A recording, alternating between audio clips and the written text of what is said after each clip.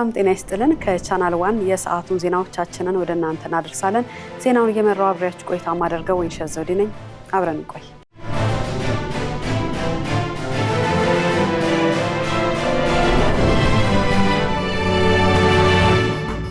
በኢንዱስትሪው ዘርፍ ላይ ያለውን የፋይናንስ እጥረት ለመፍታት አዲስ ሕግ መዘጋጀቱ ተነገረ።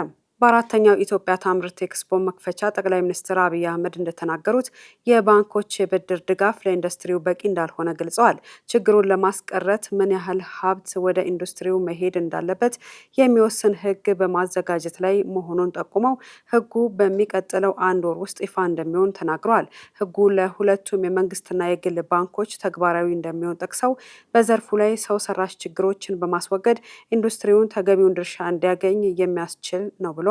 በቂ ሀብት ካልፈጠርን ያለን በቂ አይደለም ያሉት ጠቅላይ ሚኒስትሩ ንግድና ኮንትሮባንድ ብቻ ሳይሆን ሁሉም ዘርፎች ፍትሐዊ ድርሻ እንዲያገኙ ሕጉ ለውጥ እንደሚያመጣም አስገንዝበዋል።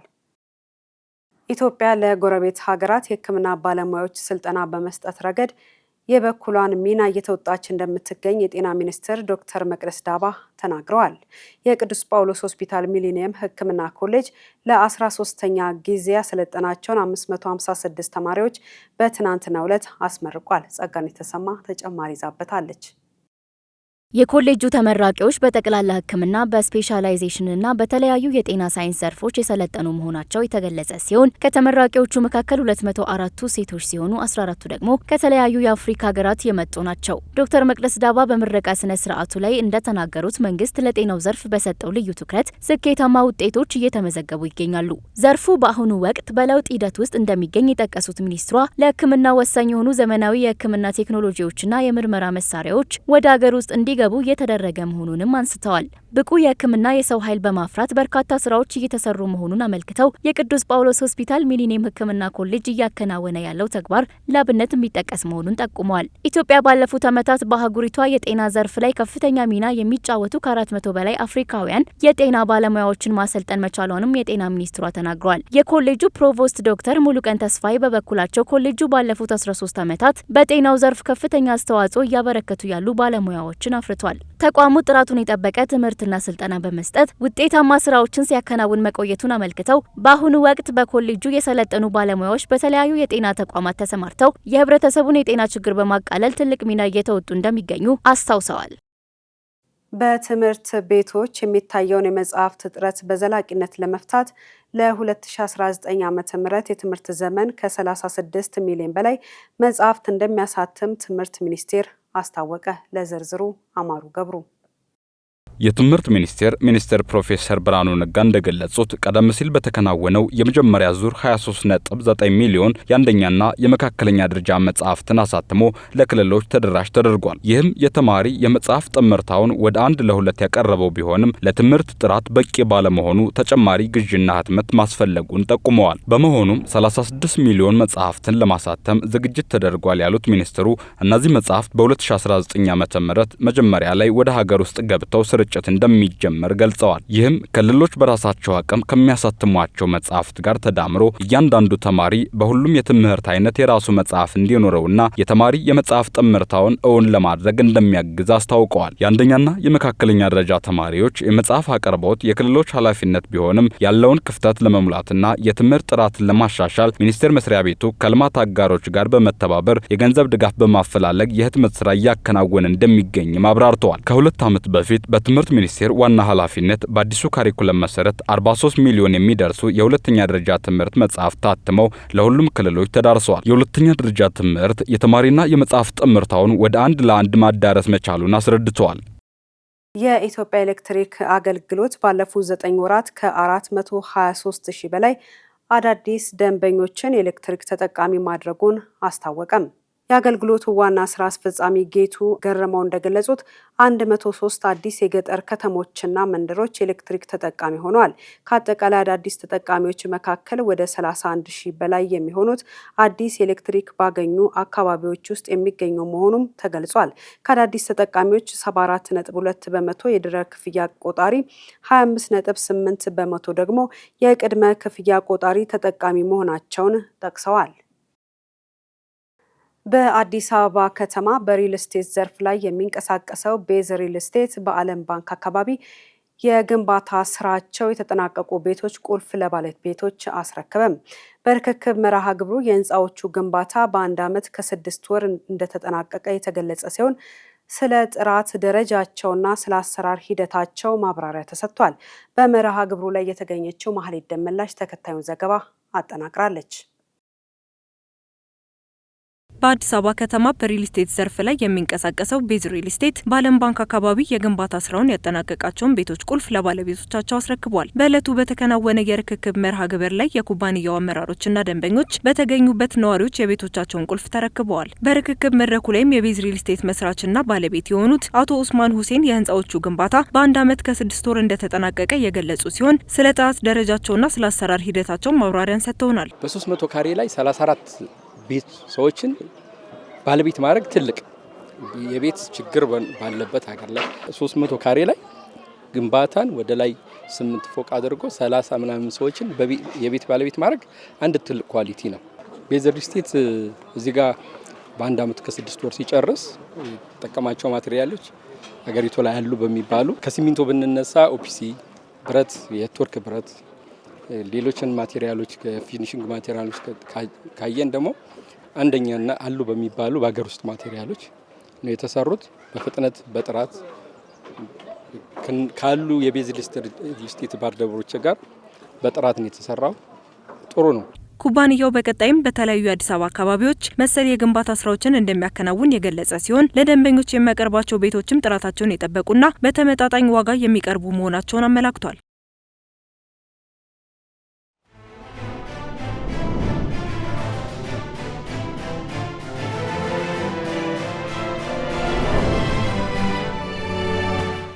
ከውጭ ምንጭ ወዳገኘናቸው መረጃዎቻችን አልፋለን። የማሊ ፕሬዝዳንት አሲሚ ጎይታ አዲሱን የማሊ የመከላከያ ስትራቴጂ ይፋ አድርገዋል። በሌላ በኩል በማሊ ደህንነት ሁኔታው አሁንም ውጥረት የነገሰበት መሆኑን የሩሲያ ጦር የአፍሪካ ኮር አስታውቋል። አናውል ተስፋ ተጨማሪ ይዞበታል። ባለፈው ሳምንት በተለያዩ የማሊ አካባቢዎች የተቀናጀ ጥቃት መፈጸሙን ተከትሎ የአገሪቱ ፕሬዝዳንት አስሚ ጎይታ ብሔራዊ የመከላከያና የደህንነት ማዕቀፍ ይበልጥ ለማጠናከር የሚያስችሉ 16 ስልታዊ መመሪያዎችን አውጥተዋል። የፕሬዝዳንቱ ጽህፈት ቤት ባወጣው መግለጫ እንዳመለከተው እቅዱ የቀረበው በከፍተኛ የብሔራዊ መከላከያ ምክር ቤት ማዕቀፍ ውስጥ ነው። መመሪያዎቹ በመላው አገሪቱ ያለውን የደህንነት ሽፋን ማጠናከር፣ የታለሙ የጥቃት ዘመቻዎችን መደገፍ፣ የኦፕሬሽኑን የደህንነት መረጃ አሰባሰብ ማሻሻል፣ በተለያዩ የጦር ኃይሎች መከላከል ያለውን ቅንጅት ማጠናከር ብሎም ከአካባቢው ማህበረሰብ ጋር ያለውን ትብብር ማሳደግ የሚሉ ዓላማዎችን ይዟል። በሌላ በኩል በማሊ የደህንነት ሁኔታ አሁንም ውጥረት የነገሰበት መሆኑን የሩሲያ ጦር የአፍሪካ ኮር አስታውቋል። በጋራ እስር የሚንቀሳቀሱ ጂኒምና ፍላ የተባሉ የሽብር ቡድኖች ዳግም በመደራጀት በሩሲያ የአፍሪካ ኮርና በማሊ ጦር ይዞታዎች ላይ ስለላ እያከናወኑ እንደሚገኙ በማሊ ወቅታዊ ሁኔታ ዙሪያ የጦር ክፍሉ ያወጣው መረጃ አመላክቷል። በሌላ በኩል አይሲሲፒ የተባሉ ታጣቂዎች ሜናካ የተባለችውን ከተማ ለመቆጣጠር ያደረጉት ሙከራ ከከሸፈ በኋላ ምንም አይነት እንቅስቃሴ አላሳዩ። ጠላት ከምዕራባውያን ሚዲያዎች ጋር በመቀናጀት በሚያገኘው ገንዘብና ድጋፍ በማሊ ጦርና በአፍሪካ ኮር ላይ የመረጃ ዘመቻ እየከፈተ ይገኛል ሲልም የጦር ክፍሉ ገልጿል። የማሊ ጦር ክፍሎች ጂኒም በተባሉ ታጣቂ ኃይሎች የተሰነዘረውን ጥቃት በብቃት መመከት መቻላቸውንም ስፑቲንግ ዘግቧል። የሩሲያ የአፍሪካ ኮር ከማሊ ወታደራዊ ኃይሎች ጋር በመሆን የስለላና የተለያዩ ጠላት ኢላማዎችን የማጥፋት እርምጃዎችን ቀጥለዋል ሲልም ዘገባው አክሏል። የሶማሊያ የባህር ላይ ጠላፊዎች በኤደን ባህረ ሰላጤ ሌላ የነዳጅ መርከብ ጠልፈዋል። ይህም በ10 ቀናት ውስጥ የተፈጸመ ሌላኛው የነዳጅ መርከብ ጠለፋ ሆኗል። በባህረ ሰላጤው ቀደም ሲል ጋብ ብሎ የነበረው የባህር ላይ ውንብድና ስጋት ዳግም ያገረሸ መምጣቱን አመላካች የሆኑ ክስተቶች በቀናት ልዩነት ውስጥ እየተከሰቱ ይገኛሉ። ሆነር 25 የተባለ የነዳጅ ጫኝ መርከብ በሶማሊያ የባህር ጠላፊዎች ከታገተች ከ10 ቀናት በኋላ ሌላኛዋ ነዳጅ ጫኝ መርከብ መጠለፏን ሮይተርስ ዘግቧል። ታጣቂዎቹ መርከቧን ከተቆጣጠሩ በኋላ ወደ ሶማሊያ አቅጣጫ መውሰዳቸውንና በሶማሊያ የውሃ ክልል አካባቢ መልህቋን ሳትጥል እንዳልቀረች የየመን የባህር ዳርቻ ጠባቂዎች አስታውቀዋል። የመርከቧ መታገት መሰማቱን ተከትሎ 2 የጥበቃ ጀልባዎች ከኤደን ወደብ እንዲሁም ሌሎች ትናንሽ ጀልባዎች ከሻቧ አካባቢ መሰማራታቸውንና ክትትል እያደረጉ መሆኑንም የየመን የባህር ዳርቻ ጠባቂዎች ገልጸዋል። የፑንትላንድ የደህንነት ባለስልጣናት እንደሚሉት ታጣቂዎቹ በቃንዳላ የባህር ዳርቻ አካባቢዎች እንቅስቃሴ እያደረጉ ይገኛሉ። አካባቢው በየመን የእርስ በርስ ጦርነትና በሶማሊያ የጸጥታ ክፍተት ምክንያት ለወንበዴዎች ምቹ የሆነ መምጣቱንም ዘገባው ጠቅሷል። ኢራን ባለ 14 ነጥብ አዲስ የሰላም እቅድ ለአሜሪካ አቀረበች። አዲሱ እቅድ በ30 ቀናት ውስጥ ግጭቱ እንዲቆምና የአሜሪካ ማዕቀቦች እንዲነሱ ይጠይቃል። ለዝርዝሩ አማሩ ገብሩ። በዚህ አዲስ የሰላም እቅድ ኢራን በድጋሚ የሆርሙዝ ወሽመጥን በተመለከተ ምንም አይነት የአቋም ለውጥ እንደማታደርግ በግልጽ አስፍራለች። አዲሱ የኢራን የሰላም እቅድ የተኩስ አቁም ስምምነቱን ከማራዘም ይልቅ ጦርነቱን በዘላቂነት መቋጨት ላይ ያተኮረ ነውም ሲል የኢራን መንግስት የዜና ወኪል ዘግቧል። ኢራን የሆርሙዝ ጉዳይን በተመለከተ ከአሜሪካና እስራኤል ውጭ ያሉ መርከቦች ክፍያ እየከፈሉ እንዲያልፉ በድጋሚ አጽንኦት ሰጥታ አስፍራለች። አሜሪካ በበኩሏ ለኢራን ክፍያ የሚፈጽሙ የመርከብ ኩባንያዎች በማዕቀብ እንደሚቀጡ ማስጠንቀቃለች። ባለ 14 ነጥብ የሰላም እቅዱን አስመልክቶ የአሜሪካው ፕሬዝዳንት ዶናልድ ትራምፕ ስምምነት ላይ ያደርሳል በሚለው ዙሪያ ጥርጣሬ እንዳላቸው ገልጸዋል። ነገር ግን የኢራን ምክትል የውጭ ጉዳይ ሚኒስትር አሁንም ኳሷ በአሜሪካ ሜዳ ላይ ናት፣ ዲፕሎማሲ አሊያም ጦርነት ምርጫው የነሱ ነው ሲሉ ተናግረዋል። በአዲሱ የሰላም ስምምነት እቅድ ውስጥ በኢራን ላይ የተጣሉ ማዕቀቦች እንዲነሱ፣ የታገዱ ንብረቶች እንዲለቀቁና የአሜሪካ ጦር ከቀጠናው እንዲወጣ የሚሉ ነጥቦች ይገኙበታል። ፓኪስታን በአሜሪካ ቁጥጥር ስር የነበሩ 22 የኢራን መርከበኞችን ለቴህራን ልታስረክብ ነው። ፓኪስታን በአሜሪካ ጦር ተይዘው የነበረው የአንድ የኢራን መርከብ 22 አባላትን ዛሬ ሰኞ ለቴህራን እንደምታስረክብ አረጋግጣለች። የኢስላማባድ ባለስልጣናት ይህንን ውሳኔ መተማመንን የመገንቢያ እርምጃ ሲሉ የገለጹት ሲሆን ይህም በሆርሙዝ የባህር ወሽመጥ አካባቢ ያለውን ከፍተኛ ውጥረት ለማርገብ ያለመ መሆኑ ተገልጿል። መርከበኞቹ በአሜሪካ የባህር ኃይል ቁጥጥር ስር ከዋሉ በኋላ በፓኪስታን በኩል አልፈው ወደ ሀገራቸው እንዲመለሱ ስምምነት ላይ ተደርሷል። ይህ የፓኪስታን እርምጃ በቅርቡ በሆርሙዝ የባህር ወሽመጥ ላይ በተፈጠረው ወታደራዊና ዲፕሎማሲያዊ ፍጥጫ ሳቢያ በኢራንና በምዕራባውያን ሀገራት መካከል የሻከረውን ግንኙነት ለማለስለስ የሚረዳ ዲፕሎማሲያዊ ጥረት ተደርጎ ተወስዷል።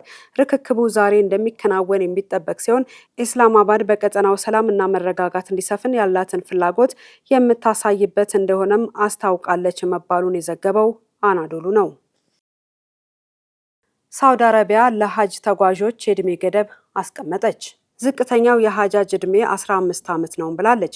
ትሪቡን የተባለ የሳውዲ የዜና ምንጭ እንደዘገበው ሳውዲ አረቢያ ባወጣቸው የሀጅ ተጓዦች አዲስ የዕድሜ ገደብ ከ15 ዓመት በታች የሆኑ ሰዎች የሀጅ ጉዞ ማድረግ አይችሉም። በመመሪያው መሰረት እስከ ግንቦት 27 ቀን 2026 ድረስ 15 ዓመት ያልሞላው ማንኛውም ተጓዥ ለሀጅ ወደ ሳውዲ አረቢያ መጓዝ አይፈቀድለትም። ይህ ገደብ ከግንቦት 3 ጀምሮ ተፈጻሚ መሆን የሚጀምር ሲሆን ሁሉም የአየር መንገዶችና የሀጅ አስተባባሪዎች መረጃውን እንዲያሰራጩና ተግባራዊነቱን እንዲያረጋግጡ ታዘዋል። የሳውዲ አረቢያ ባለስልጣናት በዚህ ገደብ ምክንያት አስቀድመው ክፍያ እየፈጸሙና ቦታ አስይዘው የነበሩ ተጓዦች ገንዘባቸው ሙሉ ለሙሉ ተመላሽ እንደሚሆን አረጋግጠዋል። በአትላንቲክ የቱሪስት መርከብ ላይ በሃንታ ቫይረስ ወረርሽኝ የ3 ሰዎች ሕይወት ማለፉን የዓለም ጤና ድርጅት አስታወቀም። ድርጅቱ እንዳለው ይህ ክስተት አብዛኛውን ጊዜ በቫይረሱ ከተያዙ አይጦች ፈሳሽ ወደ ሰው የሚተላለፈው ቢሆንም እጅግ አልፎ አልፎ የሚከሰት ነው ብለዋል። ለዝርዝሩ ጸጋን የተሰማ።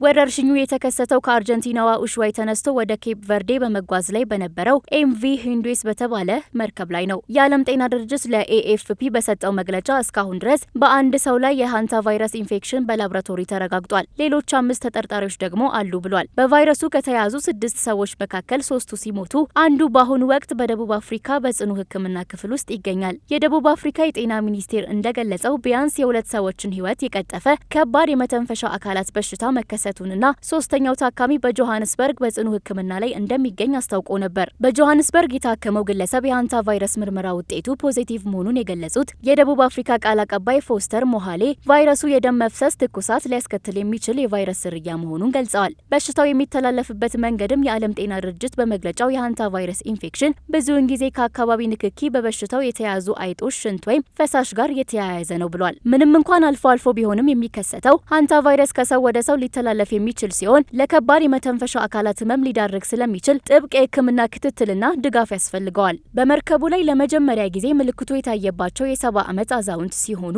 በመርከቡ ላይ ህይወታቸው ማለፉም ተነግሯል። አስክሬናቸው በአሁኑ ወቅት በደቡብ አትላንቲክ በሚገኘው የብሪታንያ ግዛት የሆነችው ሴንት ሄለና ደሴት ላይ እንደሚገኝ ሞሃሌ ተናግረዋል። የ70 ዓመቱ አዛውንት የ69 ዓመት ባለቤታቸውን በመርከቡ ላይ ታመው ወደ ደቡብ አፍሪካ እንዲወሰዱ ከተደረገ በኋላ በጆሃንስበርግ ሆስፒታል ውስጥ ህይወታቸው ማለፉ ተገልጿል።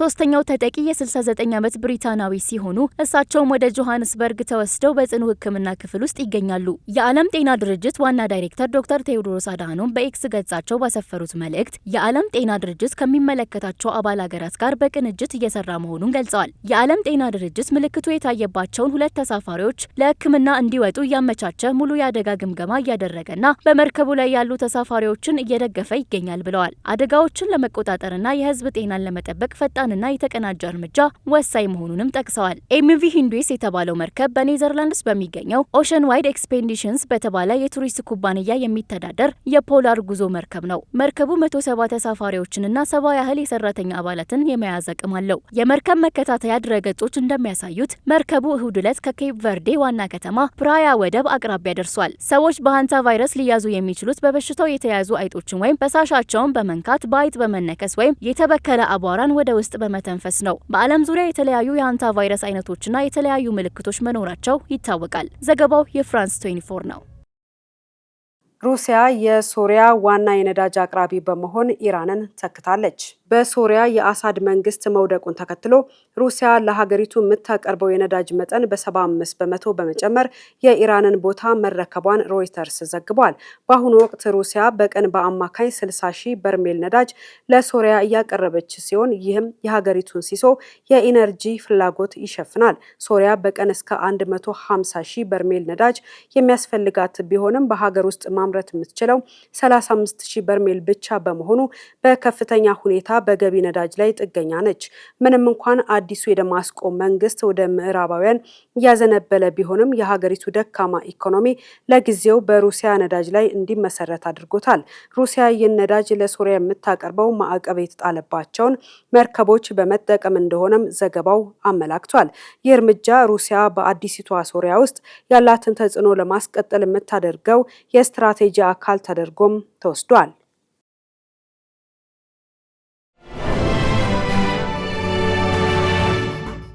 በዛሬው ሳምንቱን በታሪክ ውስጥ በኢትዮጵያ አቆጣጠር ሚያዝያ 26 1971 በፈረንጆቹ ሚያዝያ 4 1979 ልክ በዛሬ ዕለት ወግ አጥባቂ ፓርቲ ምርጫውን ካሸነፈ በኋላ ማርጋሬት ታቸር በብሪታንያ ታሪክ ለመጀመሪያ ጊዜ ሴት ጠቅላይ ሚኒስትር ሆነው የተሾሙበትን አጋጣሚ እንቃኛለን። ያዘጋጀችው ሄሮዳይ ንጉሴ ናት።